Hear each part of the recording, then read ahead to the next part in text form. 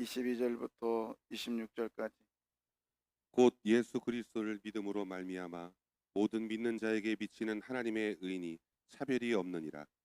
모든 사람이 죄를 범하였음에 하나님의 영광에 이르지 못하더니 그리스도 예수 안에 있는 속량으로 말미암아 하나님의 은혜로 값없이 의롭다 하심을 얻은 자 되었느니라.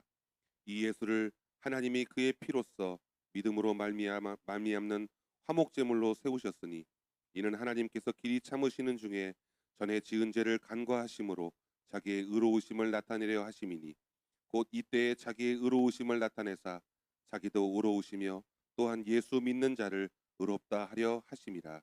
이상은 하나님의 말씀입니다. 아멘. 오늘은 이제 어, 두 번째 내적인 부분에서 어제는 하나님을 찬양하는 부분, 그다음에 오늘은 내적인 부분입니다. 내적인 부분은 고백과 회개는 필수다. 그래 기도할 때 어제 찬양과 감사 얘기했죠. 병뚜껑과 같고 그리고 찬양과 감사는 우리가 예배 기도할 때에 가장 기본적으로 해야 될 것이다. 그래서 하늘에 계신 우리 아버지요 이름이 거룩히 여김을 받으시오며. 예. 오늘은 두 번째로 기도할 때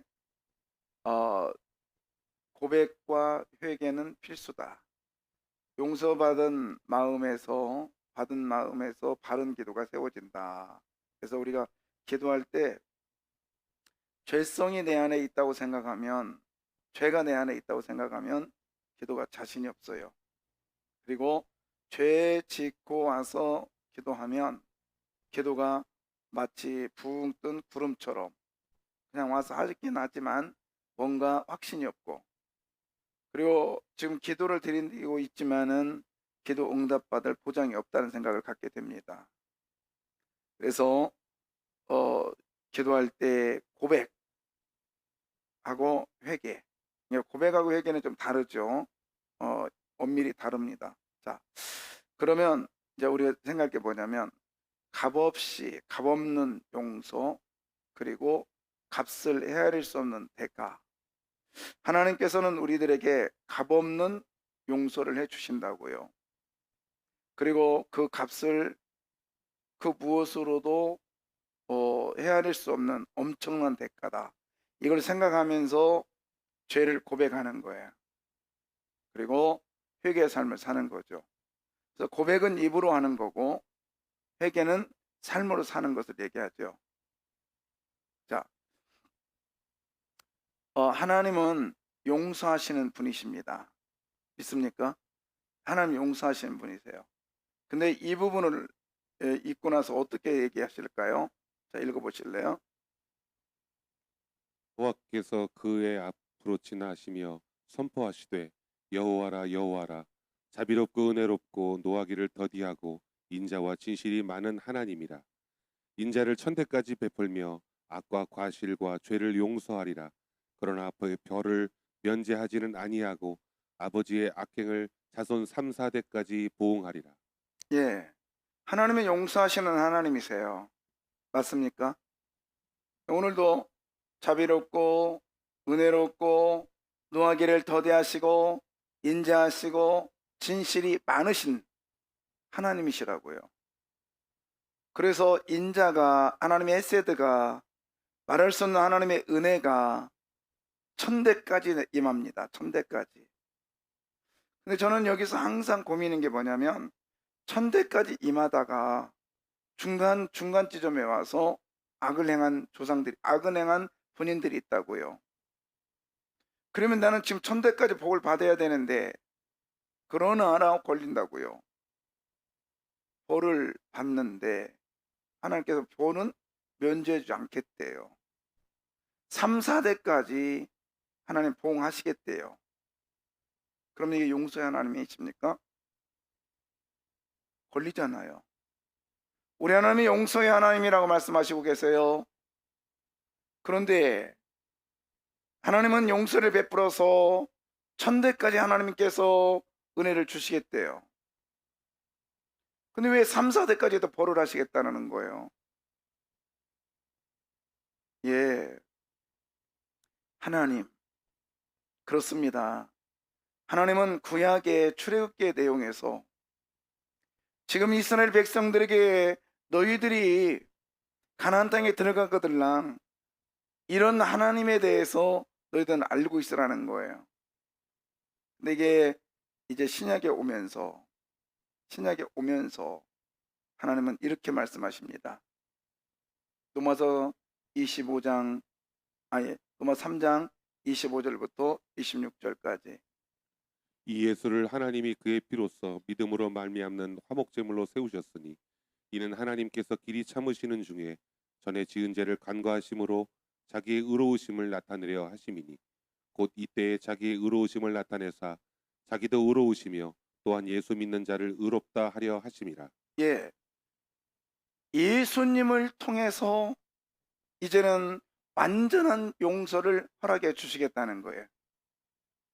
그래서 우리 하나님은 용서의 하나님이신 것을 믿으시길 바라요. 하나님께서는 천대까지 하나님께서 은혜를 베푸시고, 그리고 또 하나님은 예수 그리스도를 통해서 3, 4대의 벌을 예수님이 짊어지시고 가셨다라는 거예요. 그래서 저와 여러분은 이제 죄에 대해서는 우리 주 하나님, 내 하나님의 은혜, 내 하나님의 계획하심과 예수 그리스도의 그 십자가의 죽음을 통하여 우리는 용서받는다는 사실을 믿으시길 바랍니다. 아멘. 누구 때문에 용서받아요? 예수님 때문에 용서받는다고요. 예수님 때문에.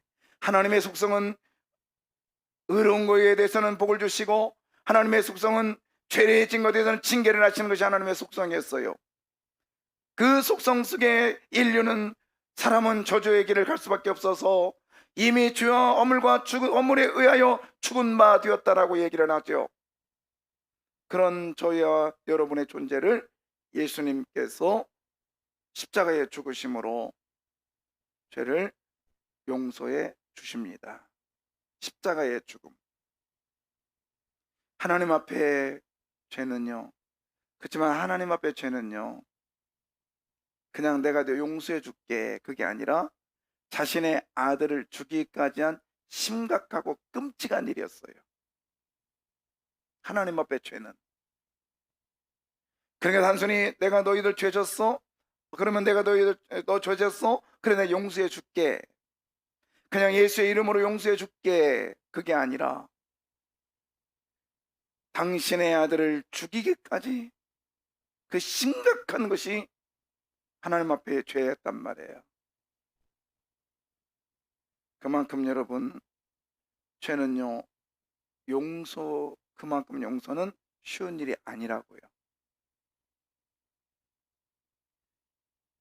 저는 이 말씀을 묵상하다가 잠깐 여기에서 머물렀습니다.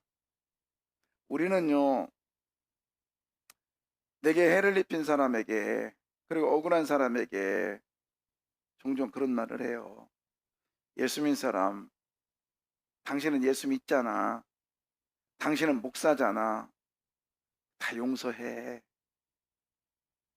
그렇게 쉽게 얘기해요. 그러나 정작 우리 하나님은 용서의 무게를 그렇게 쉽게 얘기하지 않았어요.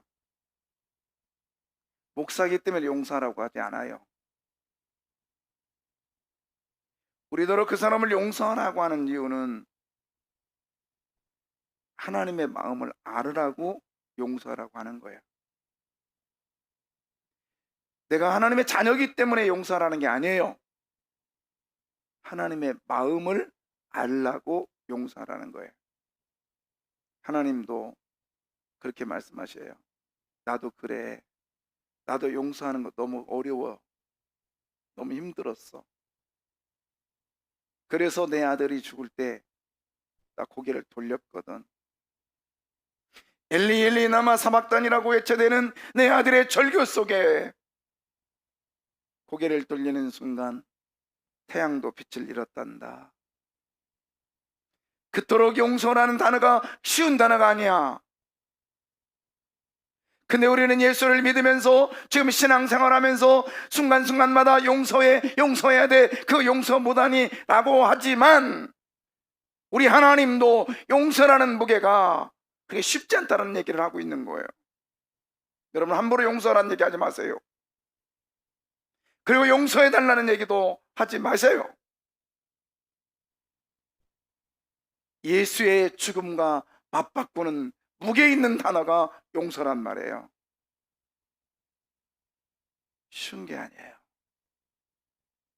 그래서 여러분, 용서할 부분이 있다면 그만큼 힘들어하고 있는 것이 정상이에요. 그냥 너무 억울했어요, 그를 용서하는 데 있어서 그런데 용서할게 쉬울까요? 그래서요, 십수년을 지금 예수 믿어도 그 부분만큼 용서 못하고 마음의 상처를 안고 마음의 갈고리를 캐고 지금도 살고 있는 거예요. 정상이에요, 그게. 왜 예수를 그렇게 십수년 믿었어도 그 사람을 용서 못해? 그 정도밖에 신앙이 안 돼? 이거 아니라는 거예요. 그게 일반적인 정상의 사람의 모습이에요. 근데 바꿔 말하면 그만큼 그 사람은 하나님의 사랑을 깨닫지 못하고 있는 거죠. 하나님의 그 절규, 얘야, 그래, 용서하는 거 힘들지. 그래, 나도 힘들었어. 그래서 아담의 죄를 짓는 순간 내가 그를 용서해 보려고 가죽옷을 입혔단다. 그리고 그를 다시 회복시키기 위하여 여자의 후손을 내가 보내겠다고 약속했단다. 그러면서 계속적으로 기다린 것이 수천 년이야. 나도 이만큼 용서가 힘들었어.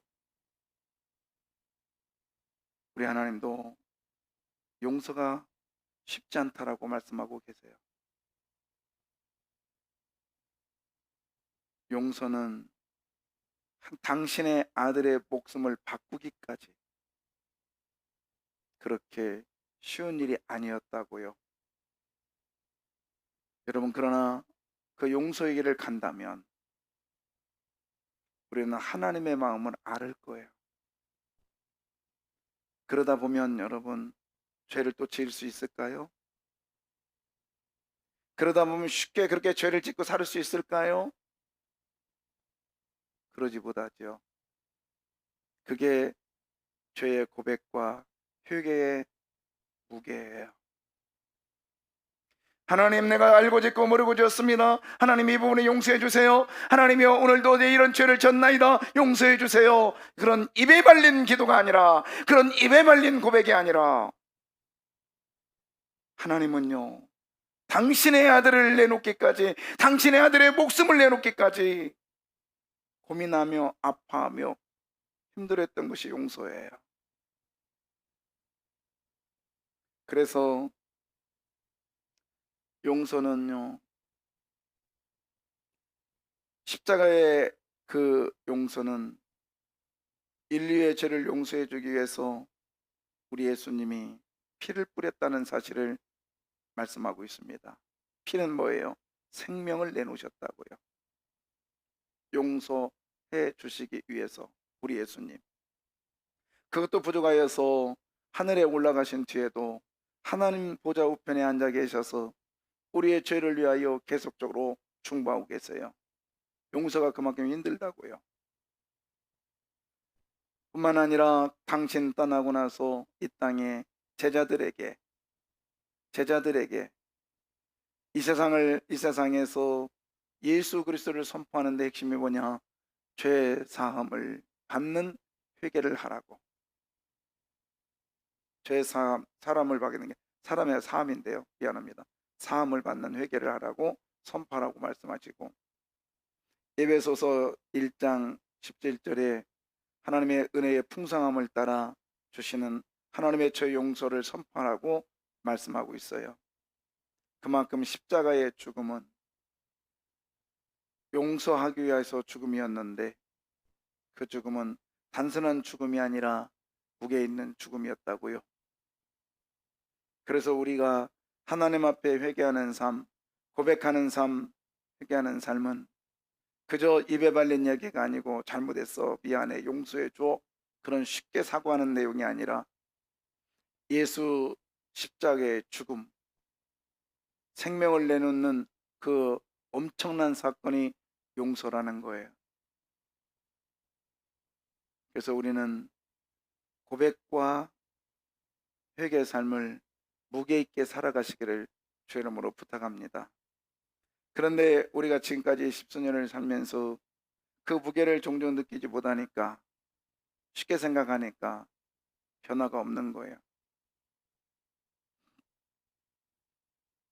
회개해도 삶이 변하지 않는다면, 김켈러는 말합니다.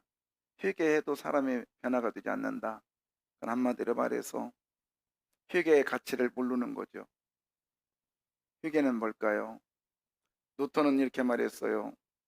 회개는 크리스천의 삶을 발전시키는 방법이래요. 고백하고 회개는 다르다겠죠. 고백은 내가 지금 부산을 가야 되는데 잘못해서 경부선을 타야 되는데 호남선을 타서 대전에서 회덕에서 호남 쪽으로 가고 있어요.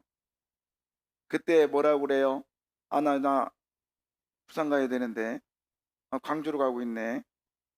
잘못 가고 있네. 그러면서 계속 가는 거예요. 잘못 가고 있네. 잘못 선택했네. 이게 고백이잖아요. 그럼 회개는 뭡니까? 회개는 빨리 나가서 톨게이트에서 다시 돌아서 부산으로 가는 게 회개잖아요. 하나님, 내가 저 사람하고 싸웠어요. 용서해 주세요. 이걸 회개라고 하면 안 되죠. 이건 고백에 불과한 거예요. 회개는 뭐죠? 그와 다시는 안 싸우는 것이 회개잖아요. 그래서 루터는 크리스찬의 삶을 발전시키는 것이라고 얘기를 합니다. 회개가. 당연하죠. 회개의 삶을 자꾸 살면 여러분의 신앙생활은 발전할 수밖에 없지요. 그 다음에 또 말합니다. 회개는요, 예수님의 성품을 향해 더 깊이 그리고 지속적으로 성장해가는 열쇠다. 그러니까 하나님의 자녀다워지는 거예요. 그 열쇠가 회개라는 거예요. 예. 읽어주실래요? 안 보여? 죄를 용서받는 수단이 아니라 하나님을 높이고 주님을 기준으로 삼는 방향과 태도를 조정하는 도구이다. 예. 뭐가? 회개. 회개가. 회개는 죄를 용서받는 수단이 아니라요. 나를 주님의 기준의 삶의 방향과 태도를 조정하는 도구래요. 그게 회개랍니다. 그러니까 우리가 일반적인 회개의 삶이 아니라 삶 자체를 바꾸는 것이 주님이 원하시는 대로 살아가는 게 회개의 삶이라는 거예요. 하나님 아버지, 내가 하나님 앞에 와서 예배를 제대로 못 드렸습니다. 그리고 그 다음 주에 와서 또 딴 생각하고, 그게 회개 아니라고요. 하나님, 회개 예배를 잘 드리게 해주십시오.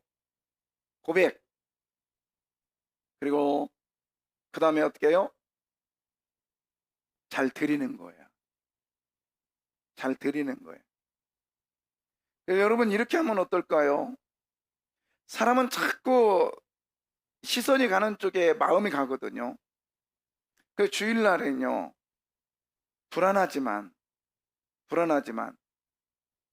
핸드폰 정도는 주일날 오면서 교회 딱 들어오면서 예배 시간 1시간 정도는 끄면 어떨까요?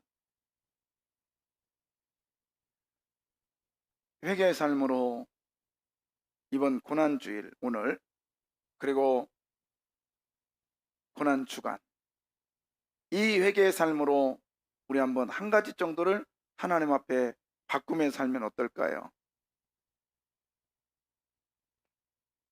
주님을 기준으로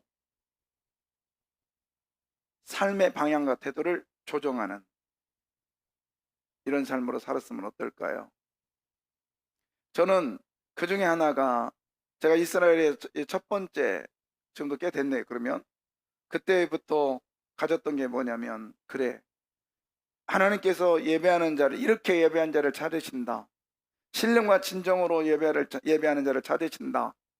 그래서 그리심산에 올라가서 우리 친구 목사가 당시는 토요일 날 저녁부터 핸드폰을 꺼놓고, 그리고 주일날 예배드리기 전에 양복 입고 친구들과 손을 잡고, 그리고 교회를 기도하고 교회를 간다고 그래요. 갔다 와서 예배 다 끝나고 와서 핸드폰을 열고, 그리고 예배 전에 한 30분 전에 와서 주부를 펴놓고 그날의 말씀을 묵상하면서 읽고, 그리고 묵상하면서 예배를 준비한다고 그래요. 감동이었어요. 그래서 나는 무엇을 위해서 하나님 앞에 예배의 회개의 삶을 살을까? 그러다가 목사니까 정시에는 안 올 거 아니에요. 좀 일찍 올라올 거 아니에요. 아, 그래. 어떤 일에 따라 내가 주일날만큼은, 강단에 오를 때만큼은 모욕되게 하고. 여러분 보셨는지 모르지만 저는 이 강단에 오를 때 콤비를 입고 온 적이 없어요. 항상 한 벌로 입고 옵니다. 그리고 항상 하얀 옷에 넥타이에, 아니면 이 차이나로 입고 와요. 그리고 어떤 때는 제가 빨간 옷을 입고 옵니다. 다 의미가 있을 때. 근데 종종 그러지 못할 때도 있었는데, 그래도 그때마다 내려가서, 아, 내가 이러면 안 되지, 다시 살아야지. 당연히 목욕하고 올라온 건 당연한 거 아닌가? 제 목양실에요, 온도가 때로는 13도예요 겨울에. 그래도 하나님과 약속이기 때문에 합니다. 여러분, 한번 회개의 삶을 맘먹었으면 하나님이 원하시는 기준의 삶으로 바꿔나가시기를 주의 이름으로 부탁합니다.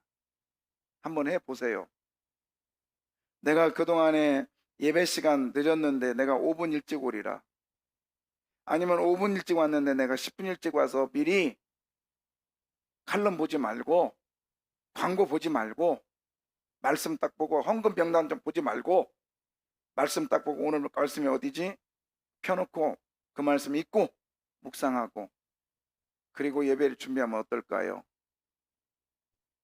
칼럼은 집에 가서 봐도 돼요. 광고는 전광판에 광고 뜨니까 그때 봐도 돼요.